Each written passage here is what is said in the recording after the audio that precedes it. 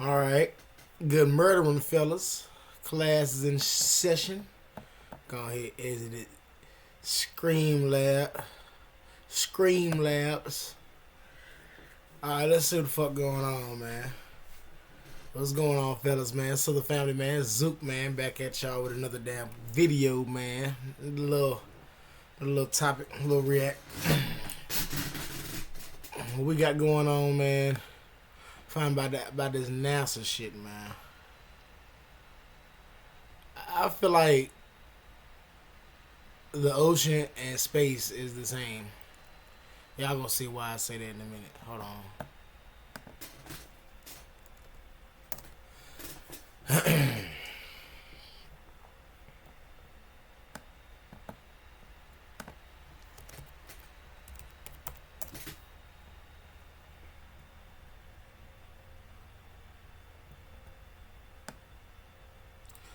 Alright, so I guess NASA tried to go to the bottom of the ocean, right? I'll give y'all my thoughts on all this shit. Where we go in the V6 powered Nissan Frontier. Frontier, man. Do you know the many surprising connections between the deepest parts of space and the deepest recesses of our ocean? Both are cold, dark places where humans cannot breathe and where the pressure alone is enough to kill you. Both upset. I'm just gonna say it right here. As above, so below. Just like it says in scripture. I think the ocean is space. And or space is the ocean. I mean, it makes sense. I mean, how Our else could you normal explain it? experiences of gravity, providing explorers with a strange weightlessness or buoyancy if they could somehow survive being there in the first place. And both contain many unsolved, captivating mysteries. Our oceans are filled with life we've never seen before. And who can say what lurks in the unexplored corners of space? I was initially caught off guard when I heard that NASA had turned its attention towards exploring the Hadal zones deep in the ocean. After all, NASA is normally about space. What are they doing deep under the water and on Earth? Because they know something we don't. And or they was taught something that we don't know, and they keep that classified. It's a reason why our black ass, or us period,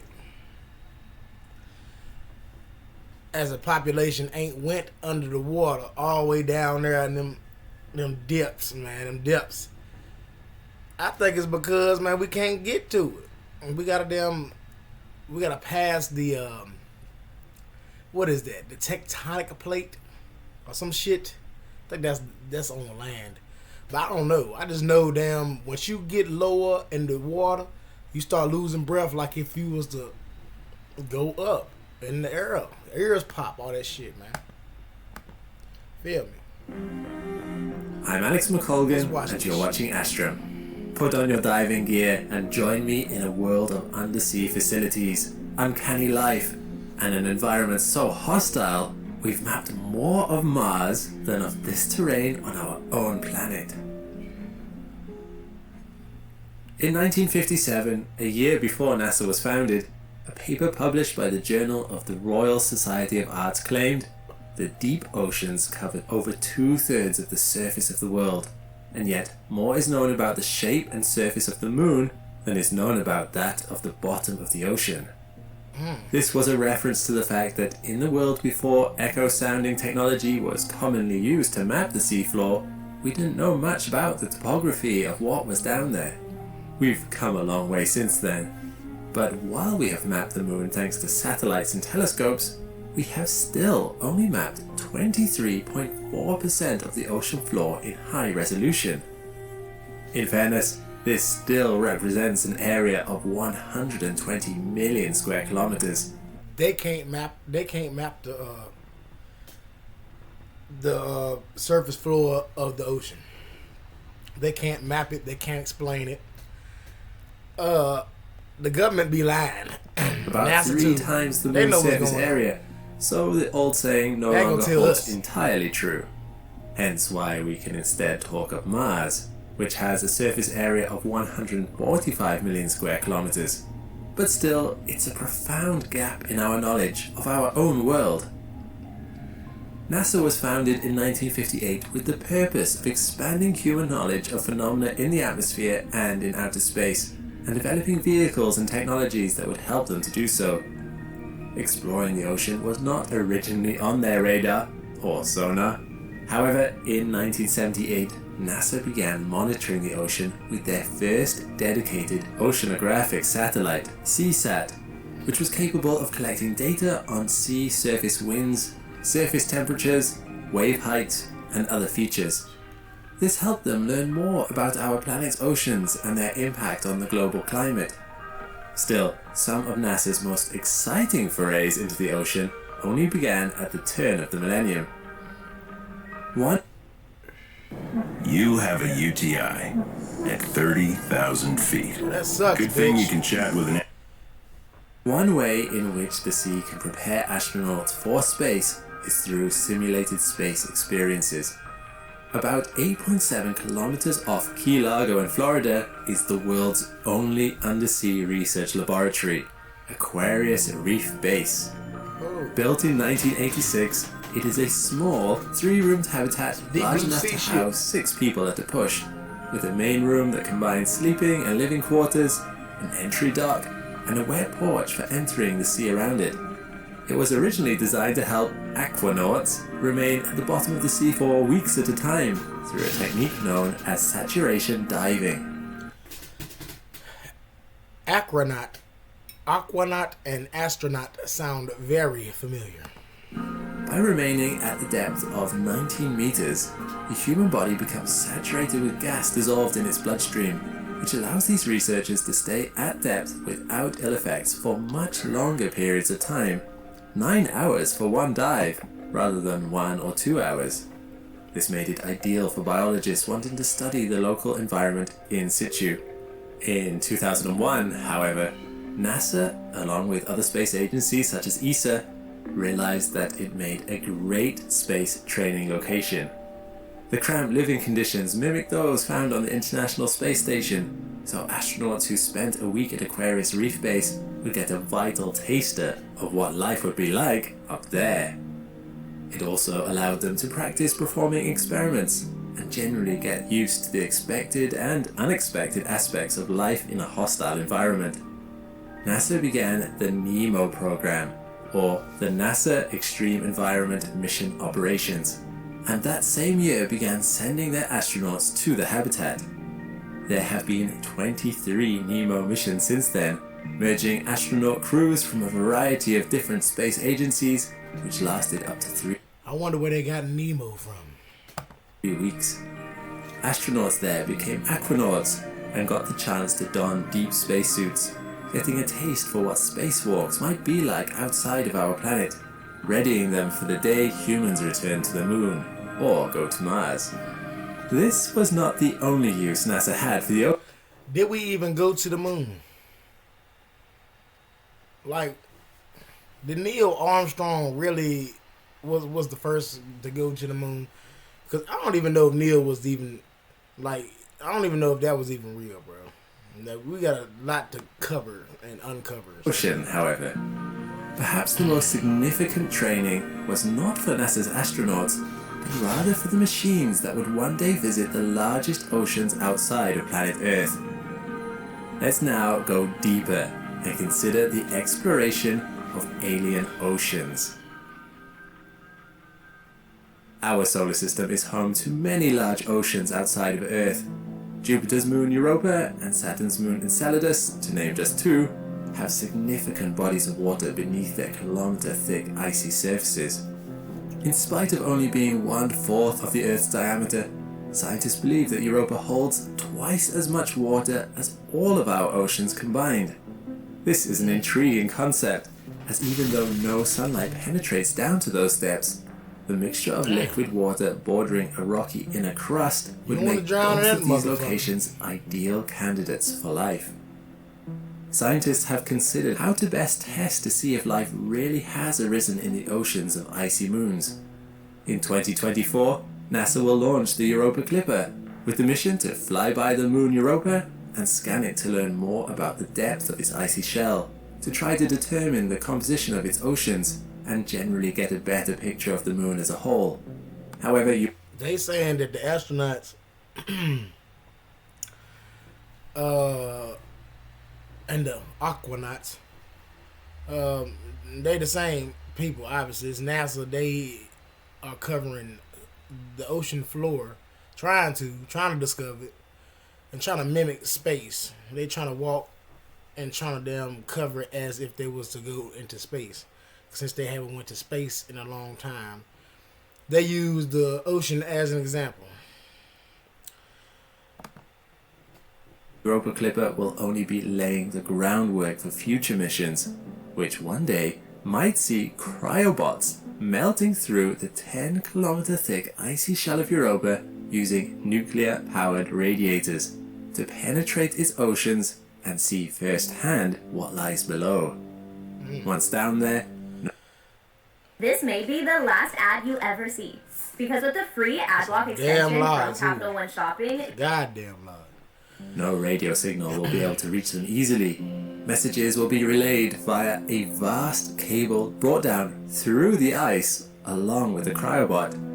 This means that such cryobots will need to be able to autonomously descend a further 100 to 200 kilometers to explore the dark, chilling, and highly pressurized environment they're likely to find, to see what alien life might swim in those waters. So, with a mission objective on the horizon to explore deep... That's what they trying to do.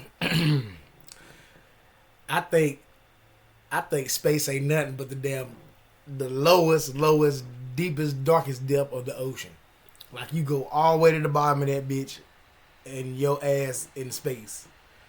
Or some type of shit. I think it's a portal, nigga. I don't give a fuck. I think that shit a portal, nigga. They're talking about aliens at the bottom of the ocean. I mean, what? God put animals on the earth? How we know that all them little sea creatures and shit like that is normal? Is normally like animals. Like, they could be aliens. We don't know shit. For real. We don't know shit. If the God put everything on this earth, man, and in the waters, then that means he got some shit. If space is the ocean, if it is, that means he got some shit in space. Man, that just makes sense, man. Makes sense, cat. Dark waters in search of never before seen life.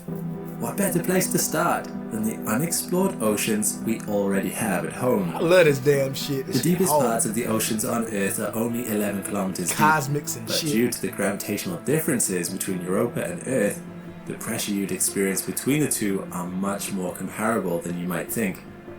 Europa's 100-kilometer deep ocean is thought to have a hydrostatic pressure between 130 to 260 megapascals, which, if it existed in an ocean on Earth, would equate to a depth of around 13 to 26 kilometers. This is much better than if you'd had to go hundreds of kilometers down on Earth, but it's still no picnic. Pressure at the bottom of the Mariana Trench, the deepest place in our ocean, is 1,100 times the pressure on the surface, which is enough to crush the individual cells in the human body, or to implode most submarines. And yet, crush individual cells of the human body. So that's what happened to what was it? Goddamn something gate. I don't know, bro. Like that Ocean Gate shit. That's what happened. I guess the submarine, they crushed everybody. There's too much pressure in the water. That's like you go to space and no helmet on. Your ass going to drown. It's the same shit. It's all the same shit. Life survives there. And it doesn't just survive, it thrives. The deep sea explorers of the Galapagos hydrothermal expedition in 1977, using a specially reinforced remotely operated vehicle that could survive those pressures, were shocked to discover not a barren wasteland, but thriving ecosystems gathered around hydrothermal vents on the ocean floor down there. Tube worms, crabs, and fish were found in rich abundance. As scientists performed more dives, they found all manner of strange life forms down there. Crabs. Man, y'all remember that movie? It's free on YouTube right now. Y'all can watch it, man. It's it came out back in the day. Apollo 18, man. They had them little space crabs, man. That was in the crater of the moon. Bro, that shit ain't no different. They find crabs in the trenches, bro, of the water. The deepest trench. Shrimp like amphipods the size of your hand. Giant, ethereal, big fin squid. Squid that were 8 meters long and looked positively alien. Exactly. In the depths between 6,000 and 11,000 meters, in an area known as the Hadal Zone, named after the god of the underworld, Hades, life had learned to adapt to conditions in ways no one could have imagined possible. And this incredible adaptability gives scientists a better understanding of what might be possible on other worlds. Yeah. Prime Day is here, with great deals on whatever you're getting into next. What's the move? There you go, King. Brian are these advertisements. So, I think jellyfishes, damn squids, and all this shit, crabs and shit, underwater aliens. Scrimps, all that. The scrimps, all that shit, underwater alien gang. That's all that shit is, bro. I think that shit just underwater aliens. God works in mysterious ways. The deepest parts of the ocean are mostly found near the fault lines of continental plates, where one plate subducts under another. These deep trenches create a unique V-shaped environment that channels organic debris from above down into a sludgy pool. Whenever a carcass falls down there, the organisms in the Hadal Zone are somehow able to quickly detect it and arrive within minutes. Other organisms rely on nutrient-rich liquids pumped out of thermal vents. If you added up all these trenches into one landmass, you would end up with an area the size of Australia, a whole unexplored continent. NASA wants to explore these regions using autonomous drones, perhaps whole swarms of them that would be able to detect locations of interest such as thermal vents, and would be able to map out the terrain using cameras and onboard AI, similar to that used by the Perseverance rover on Mars. It's a challenging task. Not only would such a drone need to be able to withstand the excessive pressure... Man, that's how you know they don't even got HD cameras on Mars. That shit look like it's still... They probably sent this shit from the 80s.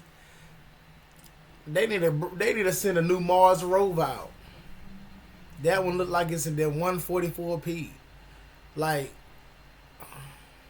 how they gonna get clay 3D models with a 144p camera? They need to send another Mars rover out, bro. They just need to. They might as well. But the temperature around such thermal vents can spike to hundreds of degrees. Drones would need to be able to survive rapid temperature swings if they are able to survive. In 2014, one such deep-sea drone known as Nereus was sent into the Kermadec Trench off the coast of New Zealand. This is the area NASA has selected as testing ground for its new equipment. However, sadly, Nereus was not able to survive the pressure down there, in spite of having succeeded on Hadal dives before, and it imploded. Pieces of plastic were later found floating to the surface. NASA's latest drone is Nereus' descendant, a smaller, lighter, autonomous submarine known as Orpheus. Orpheus has yet to enter the depths of the Hadal Zone. Instead, it is being put through its paces in shallower waters. But if it works, its lighter design would make it easier to transport on a rocket to the oceans of Europa at some point in the distant future. Although, this dream might not be so distant after all. In 2023, NASA's Planetary Exploration Science Technology Office gathered a team of 40 top researchers from multiple fields in the California Institute of Technology to discuss how close we might be to making this trip. A surprising amount of technology needed is already there. Their conclusion was that the mission was feasible, scientifically compelling, and the most plausible near-term way to directly search for alien life in situ on an ocean world. With the combined information being gathered by Europa Clipper and the technical experimentation being done with Orpheus and other autonomous submarines like it, perhaps it is something we will see within our lifetimes, although no concrete plans have been made yet. When it finally does happen though, and a human-made drone starts to swim in those dark seas across the Gulf of Space, what will it see? Perhaps it will feel strangely like home. We are water-based life forms here on Earth. The first large, complex animals formed in our oceans. Yeah. Check the front door, right? Let's bring them in and unbox the person. Look, Human body is made of Alright, next time. dirt No way. and Box water. number 2, baby. Hold on, guys. My claw. Water and dirt. So we come from the All ground. life is dependent on real water to atlas. live. We have real. Rather than arid, rocky and All dusty that wildernesses, there will be something strangely soothing about exploring oceans beyond our own, like entering a place we already know, even though we've never been there before. Does something lurk in those alien seas? Although it's only speculation, the sheer fact that this might be true is enough to discover that life came to exist not once, but twice in just our own solar system would have massive implications on life's prevalence in the universe as a whole. It would mean life is likely abundant, and we ought to be ready to see a lot more of it out there. But proving it is the challenge. Only by perfecting the technology here on Earth will we be able to crack open those frozen shells, enter those inky depths, and find the definitive answers we seek. For NASA, their mission to find life in our solar system begins in our oceans. Exactly. Figured that. As above, so below, just like I said. None of this shit different, gang. I think space and the ocean is the exact same thing. Update on the Patreon. We are now 84% of the way to our... we definitely, I think that the bottom of the ocean, the deepest bottom of the ocean is space. And or space is of that. Because you got to think about it. We ain't necessarily opening no door or no damn roof, no damn panoramic roof to goddamn launch a shuttle and go past. That ain't how it work, gang. We ascending. If we ascend into the sky, we're like, if we lose all pressure in the ears, like a lot of things, it might, like a lot of damn shit might collapse. Man, bro, like you might start losing breath a little bit, bro. I don't even think we went to space yet, bro. Like if it's that much pressure in the ocean, what make them think it ain't that much pressure in space? Unless you might be some of these little astronaut suits and shit they got, man. Who knows? They always got some shit going on. I'm gonna get it to like, but I ain't believing that we went to space. If we did, Neil's people need to come out and do something and prove that they did, that he did or something. Because I mean, this is looking iffy for NASA. I think the ocean and space is the exact same thing, gang. It's just simple as that. It just makes a lot of sense, bro. It makes a lot of sense. Goal of one. It do, man. So I want y'all's thoughts, man. What y'all think, man? If the ocean and space is relatively the same, or if it's two different things. Like I said, I'm just imagining space with the Earth right here. Whole bunch of damn water. If our black asses went up in the air and it's nothing but like matter and all the other shit around, I think it's the same thing in the bottom. Get deep as I'm telling you. I think you just gotta think about it. You know what I'm saying? Just think on that shit, bro. But it makes sense, bro. It makes sense that could be like an entrance to to the sky. You know what I'm saying? Well, to the space. You know what I'm saying? The sky and the ocean. As above, so below. That is real. That's a thing, man. But y'all just give me y'all thoughts, man. I'm gone, man. I ain't got nothing else to damn talk about with this topic, man. Y'all give me y'all thoughts, man. And y'all roll up, drink up, man. Y'all already know I got this. And y'all cats have a good one, man. I'm out at 5,000, man. Peace out.